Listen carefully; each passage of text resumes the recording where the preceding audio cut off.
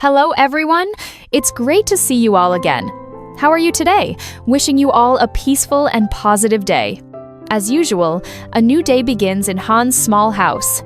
She quietly prepares breakfast for her child, a simple but fulfilling meal because for Han, as long as her child is healthy, all hardships become lighter. Han gently feeds little Tom spoonful by spoonful, watching him eat peacefully, her heart softens. The little boy is her greatest motivation, the reason this young mother endures all the ups and downs of life. Outside, little Quinn plays innocently. Han looks out, her heart suddenly aching. It's been a long time since Quinn visited her grandmother. Since adopting Quinn, Han has always been worried about that. Luckily, today is the weekend, and Quinn has the day off from school. A thought suddenly flashed through Han's mind.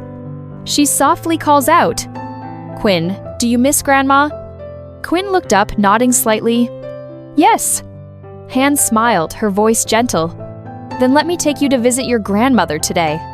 At that moment, the atmosphere in the small house suddenly became unusually warm. With Tom and Quinn by her side, Han suddenly felt she had a complete family. A small, peaceful family, as if the misfortunes had never happened. Han quickly prepared her belongings. The three of them set off together to Quinn's grandmother's house.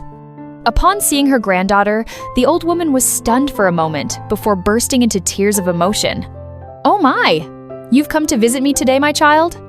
She hugged Quinn tightly, tears streaming down her wrinkled face. "I'm so happy. Since you came to live there, I've missed you so much. I haven't had a single night of peace. You're going to school, you're living a decent life. I'm so happy I can't even express it." That happiness was too great for someone who had lived almost their entire life. She turned to look at Han, her eyes filled with gratitude. "Thank you so much, my dear." The hardships of life were clearly etched on her weathered face. Perhaps, entrusting Quinn to Han was her only choice, the last lifeline she placed her faith in, hoping only that her beloved granddaughter's future would be less difficult than her own. The grandmother hurriedly invited Han and her daughter into the house, but Han gently declined. Today was the weekend market day in the neighboring village, and she needed to hurry to pick fruit to sell at the market. Saying goodbye to the grandmother and Quinn, Han carried little Tom on her back and quietly left. The familiar dirt road appeared before her, leading her to the fruit orchard not far from the grandmother's house. Another day of earning a living began. Silently, laboriously, but in Han's heart, there was a rare warmth that remained. Upon arriving, Han and her son were greeted by a vibrant red rambutan orchard, its branches laden with fruit, stretching out like a red carpet of hope. Han's face lit up with undisguised excitement.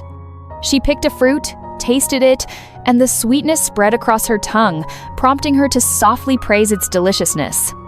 She silently vowed to fill her basket today and quickly take it to the market to sell, so she could earn money to support herself and her son. Beside her, Tom, her little son, was unusually well behaved. He seemed to sense his mother's hardship. Without crying, Tom drifted into a peaceful sleep, allowing his mother to work with peace of mind. Watching her son sleep soundly, Han smiled softly and quickly picked the plump, round red rambutans, placing them in her basket. One bunch after another, Han's hands moved swiftly, a smile always gracing her sun-tanned face. She went from tree to tree, putting all her strength into it, until her basket was overflowing with bright red rambutans. With all the willpower of a mother, Han hoisted the heavy basket onto her back and followed the familiar path leading to the market. Along the way, an unexpected coincidence occurred. Han met the militiaman, the one who had helped her before, who was on duty. Seeing Han carrying the heavy basket, he stopped his motorbike and kindly inquired about her well-being. Knowing she was carrying fruit to sell at the market, he offered to help her get there in time for the early morning market. Hesitantly, Han was afraid of disturbing his work and gently declined. But faced with his sincere enthusiasm, she softened and nodded, getting on the motorbike. On the country road bathed in gentle morning sunlight, the two chatted casually about life, their light laughter dispelling their fatigue. Soon, the motorbike stopped in front of the familiar market. Getting off the motorbike, Han thanked him profusely. The militiaman was very impressed with the hardworking woman and offered to wait for her to finish selling so he could give her a ride home. Han politely declined with a smile.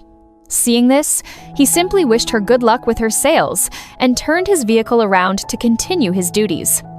Amidst the bustling crowd, Han chose a spot right in front of the pharmacy, a place with many passers-by. She spread a tarp on the ground and carefully arranged the bright red rambutan bunches neatly. Soon, her first customer appeared, a middle-aged woman who bought a large bag to support Han. Holding the money in her hand, Han couldn't hide her happiness, a radiant smile clearly visible on her face. Carrying Tom in her arms, Han patiently greeted customers while selling. Then, a second and a third person came to buy. Whether it was luck or the kindness of passers-by, in just a short time, all the rambutans she had displayed were sold out. Han breathed a sigh of relief and smiled contentedly. She hadn't expected to sell so quickly today. After packing up her belongings and carrying her child, Hen left the market. On her way home, she suddenly remembered that it had been a long time since she had visited Miss Koa, her benefactor who had helped and supported her so much during her difficult times. Without hesitation, Han headed to Miss Koa's house. Reaching the gate, Han knocked repeatedly but received no answer. She pushed the door open and walked in, calling out as she went, "Miss Koa! Miss Koa!" After a moment, a weak voice came from inside. "I'm here, child." Hearing that, Han rushed in a panic.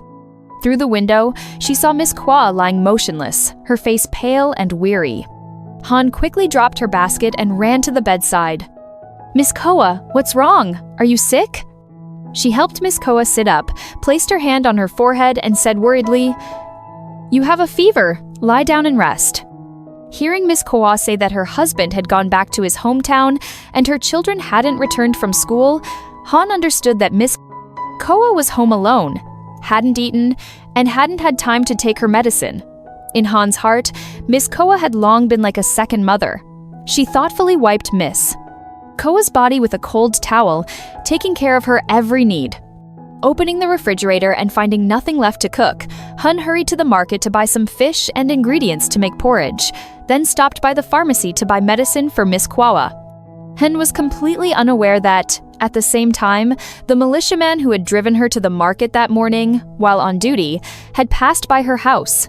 He knocked on the door but received no answer. Looking at the locked door, he muttered softly, "It's so late, and she's still not home. I wonder where she went." He turned to leave, but suddenly remembered the staircase he had repaired the day before. Without saying another word, he quietly set to work. Each step was carefully and meticulously repaired, with silent care. He didn't know that.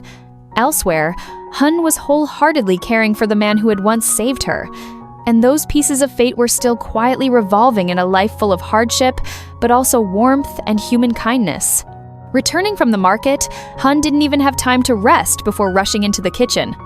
She meticulously washed each ingredient, handling them with the utmost care, then cooked a fragrant and nutritious seafood porridge. At that moment, Hen's only thought was hoping that Miss Koa would recover soon. As soon as the porridge was cooked, Hun carefully scooped it into a bowl, gently blew on it to cool, and then hurried into the room. She softly called out, "Miss Koa, wake up and eat your porridge and take your medicine." Miss Koa looked at Han, her eyes shining with emotion. "Thank you, my dear. You're so kind and capable. The porridge was delicious."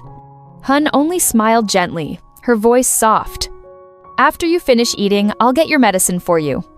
After Miss Koa finished eating, Hun brought the medicine, carefully helped Miss Koa take each sip of water, and then gently helped her lie down to rest. When everything was done, Hun sat beside the bed. Exhausted, she drifted off to sleep without realizing it, her face still etched with worry.